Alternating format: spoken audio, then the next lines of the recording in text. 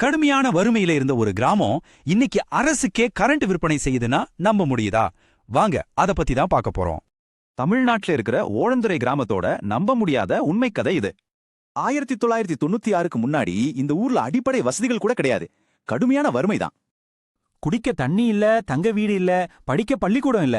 இதுதான் அப்போதைய நிலைமை.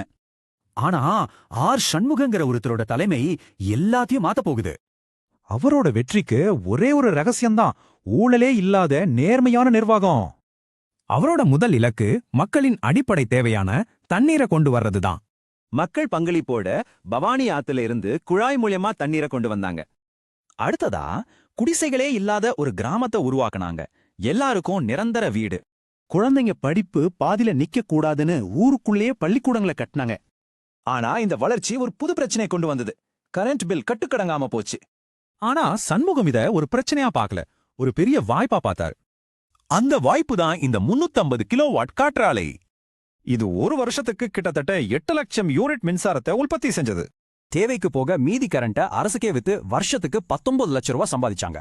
ஓடந்துறை உலகத்துக்கே ஒரு மாடலா மாறுச்சு. ஆனா எல்லா திட்டமும் ஜெயிச்சுதான். உதாரணத்துக்கு பயோமாஸ் கேசிஃபயர் ஆரம்பத்துல நல்லா இருந்தாலும் போக போக செலவு அதிகமாயிடுச்சு. சரியான பராமரிப்பு இல்லாததால சோலார் திரைவிளக்கு, பயோகேஸ் பிளான்ட்னு மத்த திட்டங்களும் நின்னு போச்சு. இது ஒரு முக்கியமான உண்மையை காட்டுச்சு. ஒரு திட்டத்தை கொண்டு வரது வேற, அதை தொடர்ந்து நடத்துறது வேற. ஆனாலும் ஓடந்துறையோட உண்மையான வெற்றி இந்த டெக்னாலஜில மட்டும் இல்ல.